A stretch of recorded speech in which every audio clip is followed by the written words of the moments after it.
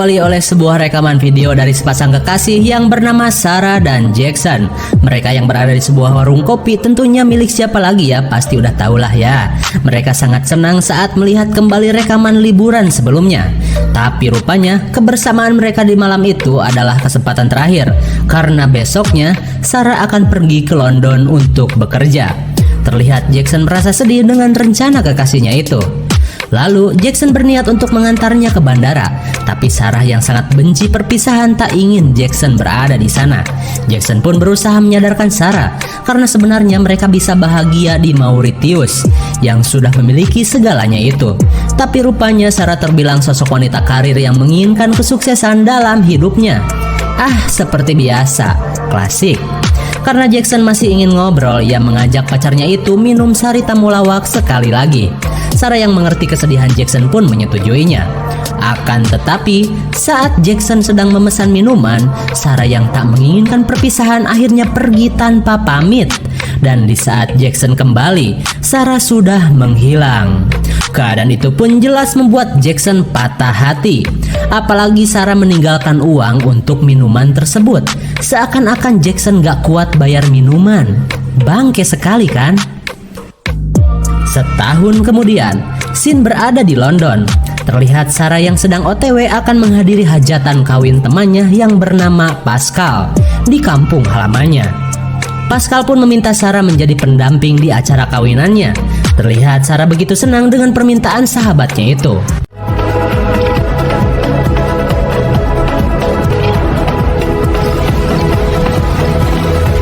Kemudian Sin kembali ke Mauritius. Sarah yang kini sudah kembali ke tempat asalnya dulu akan menuju seorang temannya di kampung sebelah. Dalam rencananya, ia akan membeli tuak tradisional untuk acara kawinan. Sesampainya di sana, ia disambut gogog si Maghrib yang jelas membuatnya takut. Tak lama kemudian, si Maghrib pun datang. Kemudian Sarah pun langsung membayar tuak tradisional yang sudah Sarah pesan sebelumnya. Si Maghrib pun mengatakan bahwa tuaknya ini kualitas nomor 1, bahkan memiliki kandungan seperti bahan bakar roket. Wow, emang iya gitu? Sarah pun terhibur dengan perkataan temannya yang ia anggap banyolan saja. Tak lama mereka pun COD-an.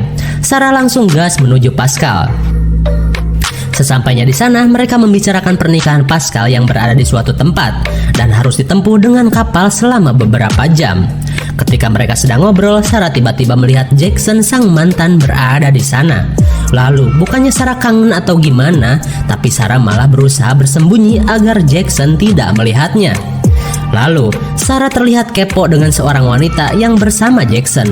Pascal yang juga seorang teman Jackson pun mengatakan bahwa wanita itu hanyalah murid diving Jackson saja, karena Jackson adalah seorang instruktur diving di Ozone Company. Tanda-tanda ingin balikankah? Kita lanjut. Kemudian Sin beralih ke sebuah pesta, di mana pada saat itu Sarah yang sedang memperhatikan Jackson akhirnya memberanikan diri untuk mengobrol. Terlihat keduanya sangat kaku setelah setahun lebih hubungan mereka menggantung. Baru sebentar ngobrol, Jackson akhirnya bergegas pulang. Sarah pun menyangka mantannya itu masih sakit hati dengan sikap Sarah setahun silam. Ya iyalah cecer. Karena merasa bersalah, Sarah terus mendekati Jackson. Sementara itu, Pascal mengingatkan Sarah supaya besok jangan telat, karena kapal yang akan menuju kawinannya berangkat jam 7:30 pagi. Dan tanpa terasa, PDKT yang dilakukan Sarah sudah sampai ke rumah Jackson. Mereka pun seolah nostalgia dengan kebersamaan itu. Apalagi saat keduanya minum tuak tradisional yang katanya memiliki tegangan seperti bahan bakar roket, persis sama perkataan si Maghrib tadi. Kemudian Sarah membicarakan hubungan mereka sewaktu dulu, yang membuatnya kini merasa ingin dekat dengan Jackson. Tapi Jackson berkata, percuma saja Neng, karena aku tak mau berhubungan dengan orang yang egois seperti Maneh, yang hanya mementingkan pekerjaan saja. Tapi rupanya mereka tak bisa membohongi diri mereka masing-masing yang sepertinya masih saling lope. Mereka pun akhirnya nostalgia dengan peraduan jigong yang mungkin sudah 1 tahun lebih gak gosok gigi, dan berlanjut ke jenjang peradukan semen alias adu gabrut. Oh gitu ya rupanya. Di keesokan harinya, Sarah yang baru bangun terlihat riweuh karena ia akan telat menuju kapal yang sudah disiapkan Pascal. Sarah pun bergegas pergi tanpa pamit. Sementara Jackson yang melihatnya merasa sakit hati karena kejadian setahun silam terulang kembali. Sing sabar, Jang. Sarah yang terus dihubungi Pascal merasa tak mungkin sempat berangkat bersamanya. Kemudian Sarah menghubungi seorang teman pilotnya yang bernama Freddy. Lalu Sarah meminta Freddy untuk mengantarnya ke acara kawinan itu. Dan sungguh kebetulan, ternyata Freddy juga akan mengantar temannya ke acara tersebut. Sarah yang tadinya panik akhirnya merasa lega. Singkat waktu, Sarah tiba di tempat Freddy. Mereka yang sudah lama tak bertemu terlihat senang bisa terbang lagi bersama. Freddy pun langsung prepare memasukkan barang-barang ke pesawatnya. Dan tanpa diduga, teman yang dikatakan Freddy tadi adalah Jackson. Terlihat keduanya syok bercampur jaim dengan keadaan itu. Tak lama kemudian mereka pun bergegas untuk berangkat. Ketika berada di dalam pesawat, pasangan rumit ini terlihat kagok parah. Terlebih Jackson yang kesal dengan sikap Sarah tadi pagi. Dan tiba saatnya penerbangan dengan tujuan kondangan pun baru dimulai.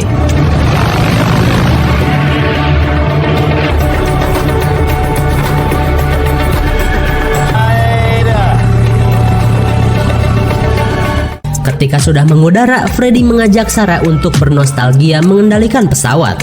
Tapi karena sudah lupa dengan caranya, Sarah pun tak berani.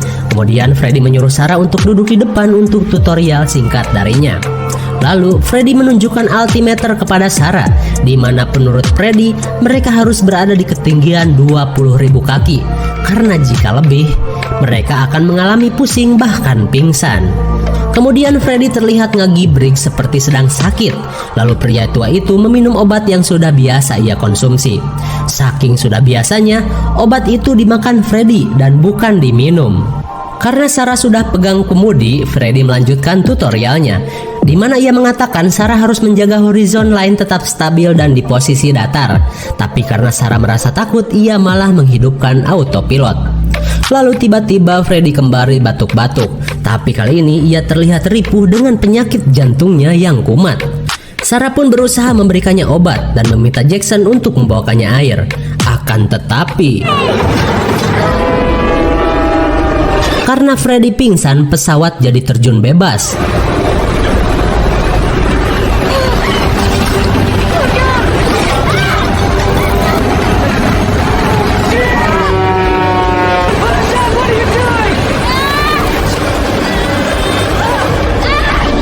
Tepat pada waktunya, Sarah berhasil membuat pesawat kembali stabil.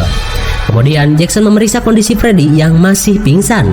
Kecemasan mereka pun bertambah ketika mengetahui Freddy sudah tak bernapas.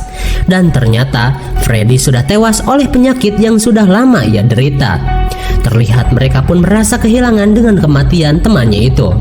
Karena Jackson bukan seorang pilot, ia pun berkata, "Neng, Sarah bisa nyetir pesawat?" Jawaban Jackson dijawab tidak oleh Sarah. Meskipun ia pernah belajar milot, itu pun cuma sekali dan dulu banget. Lalu Jackson meyakinkan Sarah untuk bisa menerbangkannya. Meski tak yakin, Sarah pun berusaha melakukannya. Tapi sialnya GPS di pesawat sudah rusak karena guncangan tadi. Keadaan itu tentu membuat mereka akan kesulitan, bahkan bisa saja nyasar ke Antartika. Kemudian mereka berusaha pakai Google Map, tapi rupanya HP Jackson malah mati. Dan sialnya lagi, HP milik Sarah juga mengalami hal yang sama. Masalah emang gak ada habisnya ya. Mungkin karena mereka belum adus gitu alias mandi junub. Keduanya pun terlihat seorang putus asa karena akan sulit menentukan arah. Lalu saat Jackson melihat radio, mereka langsung menggunakannya. Akan tetapi panggilan yang mereka lakukan tidak ada yang menjawab. Kemudian Jackson menggunakan frekuensi SW, di mana frekuensi tersebut bisa menjangkau daerah lebih jauh, dan berharap seseorang akan mendengarkan keadaan darurat dari mereka. Gak percaya? Buka Google. Lautan yang begitu luas membuat mereka bingung untuk terbang ke arah mana. Lalu mereka menghitung waktu keberangkatan dengan lamanya terbang, sehingga mereka tahu penerbangan mereka sudah keluar jalur semestinya. Kemudian mereka akan menuju selatan, dan jika sudah 10 menit pesawat akan diarahkan ke barat. Tapi ternyata dari arah selatan mereka melihat awan badai. Lalu Jackson mengatakan bahwa mereka harus mengelilingi awan tersebut. Keadaan itu pun jelas membuat Sarah takut. Namun tanpa diduga, panggilan yang tadi mereka lakukan berhasil terdengar oleh seseorang. Mereka pun jelas senang mendengarnya. Kemudian Sarah menceritakan semua kejadian yang ia alami dan berharap orang di radio bisa mengarahkan mereka ke tujuannya. Menurut penjelasan orang di radio, mereka akan kehabisan bahan bakar jika terus terbang ke selatan dan harus secepatnya menuju barat agar bisa sampai ke daratan. Mereka pun khawatir dengan rencana tersebut karena mengharuskan mereka menembus badai. Tak lama kemudian, badai di hadapan mereka membuat panggilan terputus. Mereka yang kebingungan akhirnya mengikuti petunjuk orang itu.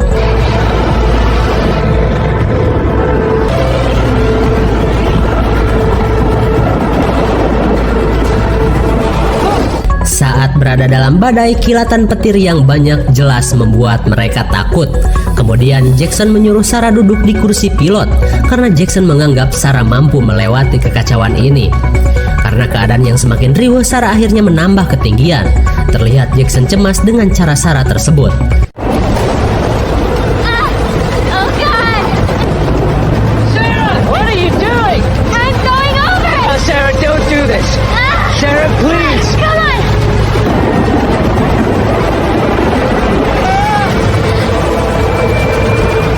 Makin tinggi mereka terbang, akhirnya badai pun berhasil mereka tinggalkan. Akan tetapi, efek ketinggian di luar batas membuat Sarah puyeng. Hingga pada akhirnya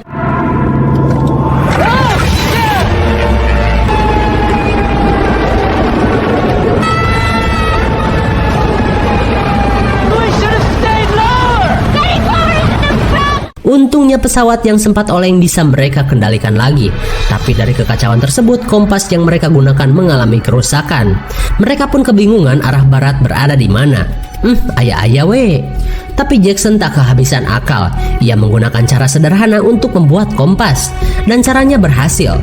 Setelah barat sudah diketahui, mereka pun gas menuju ke sana. Tak berapa lama kemudian, akhirnya mereka berhasil melalui badai mengerikan itu. Terlihat mereka begitu senang dengan keberhasilannya. Tapi kebahagiaan mereka tak berlangsung lama. Kali ini Sarah dan Jackson heran dengan bahan bakar yang tiba-tiba menipis. Jackson pun mengira pasti ada kebocoran gara-gara badai tadi. Lalu ia berniat keluar untuk memeriksanya. Rencana Jackson tersebut jelas membuat Sarah cemas dan melarang Jackson melakukan hal yang menurutnya bodoh. Tapi Jackson kekeh untuk melakukannya. Saat persiapan sudah dilakukan, Jackson memulai aksi berbahayanya itu. Hembusan angin yang begitu besar jelas membuat Jackson kesulitan untuk bergerak ke bagian mesin. Dan ketika penutup mesin terbuka, kebocoran dari bahan bakar pun terlihat. Kemudian ia berusaha menutupnya dengan lakban yang sudah ia bawa. Meskipun sulit, akhirnya Jackson berhasil menutup kebocoran. Di saat itu pula, indikator yang terus bergerak turun akhirnya berhenti. Tapi tiba-tiba sialnya, Jackson malah kepleset saat akan kembali. Sarah pun bergegas untuk menolongnya.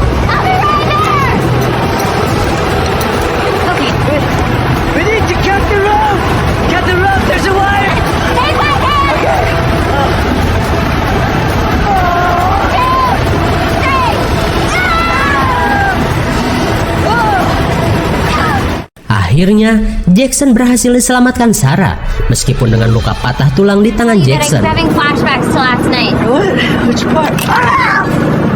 Dengan peralatan seadanya, Sarah memberikan pertolongan pertama kepada mantannya itu. Kembali ke kokpit, kondisi bahan bakar yang cuma 5% jelas tak akan cukup untuk menemukan daratan. Terlebih mereka membawa barang-barang yang hanya akan memperlambat laju pesawat. Karena alasan tersebut, Sarah berusaha mengeluarkan semua barang dari dalam pesawat.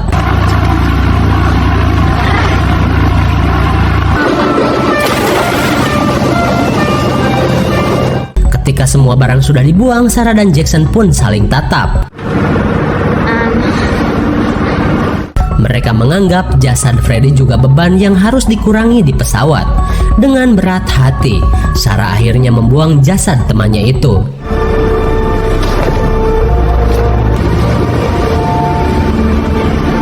Dan untuk yang terakhir, Sarah akan membuang tuak tradisional yang ia bawa. Tapi dari minuman itu, Jackson teringat bahwa minuman si Maghrib setara dengan bahan bakar roket. Ia pun beranggapan bahwa minuman tersebut memiliki kandungan etanol dan bisa mereka gunakan untuk mengoplos bahan bakar yang tinggal sedikit. Jackson pun berniat untuk melakukan pengisian ke tangki di sayap pesawat. Akan tetapi Sarah khawatir dengan kondisi Jackson yang tak mungkin melakukannya. Hingga pada akhirnya Sarah lah yang melakukannya. Meskipun dalam keadaan takut, Sarah berusaha menuju bagian sayap pesawat. Sedikit demi sedikit Sarah menuju lubang tangki sambil membawa minuman rasa roket itu.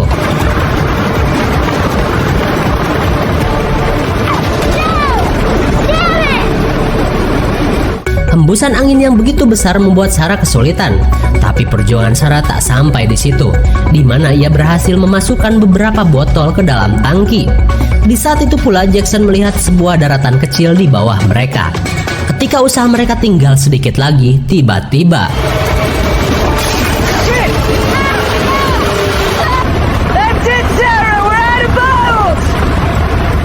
karena minuman sudah habis, Sarah bergegas kembali ke pesawat.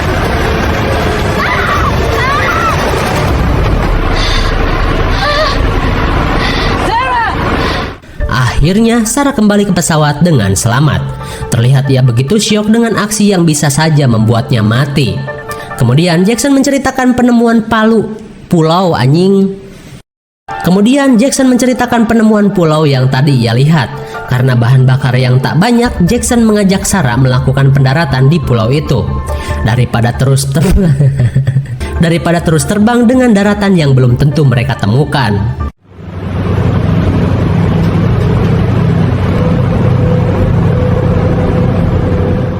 Mendengar perkataan Jackson, akhirnya Sarah menyetujui rencana Jackson tersebut.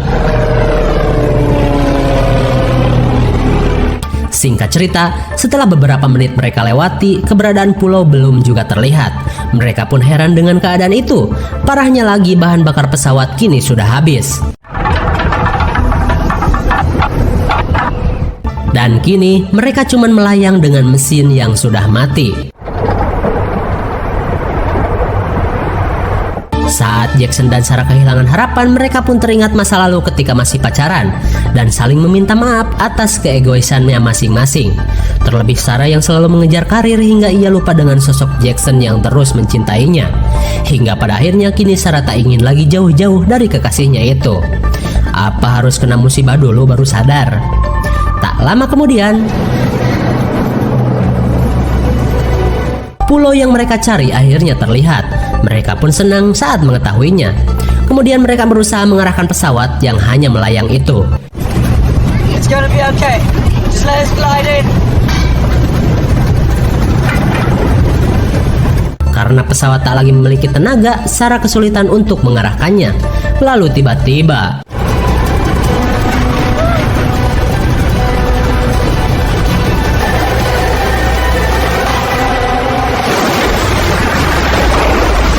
ternyata pesawat malah jatuh ke dalam lautan.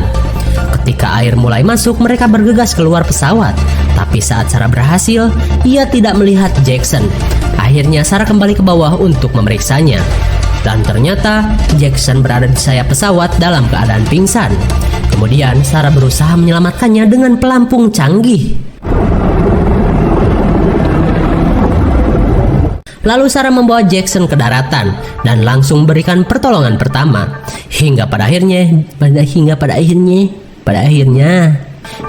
akhirnya Jackson berhasil terselamatkan.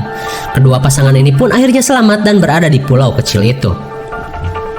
Setelah beberapa saat, mereka tersadar bahwa air pasang kini menjadi masalah selanjutnya.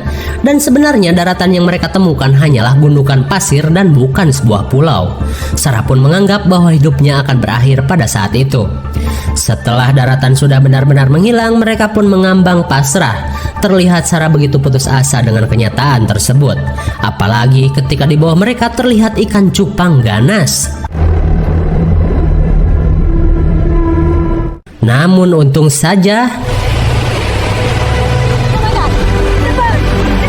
tanpa diduga sebuah perahu nelayan melintas. Kebetulan sekali. Betapa senangnya mereka mengetahui hal itu. Para nelayan itu pun memanggil keduanya untuk berenang ke arah perahu. Dan hingga pada akhirnya mereka pun berhasil selamat.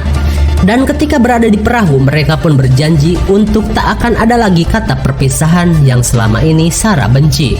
Karap sialah. Dan film Horizon Line pun berakhir. Bagaimana? Sangat menegangkan bukan? Jika kita membahas soal actionnya memang sudah pasti menegangkan. Apalagi durasi action yang bisa dibilang cukup panjang di dalam pesawat, membuat film ini bisa membawa suasana penonton dalam ketegangan. Cuma yang menarik, drama di film ini menggambarkan seorang wanita yang hanya mengejar cita-cita saja sehingga lupa dengan sosok pria yang selalu ada untuknya.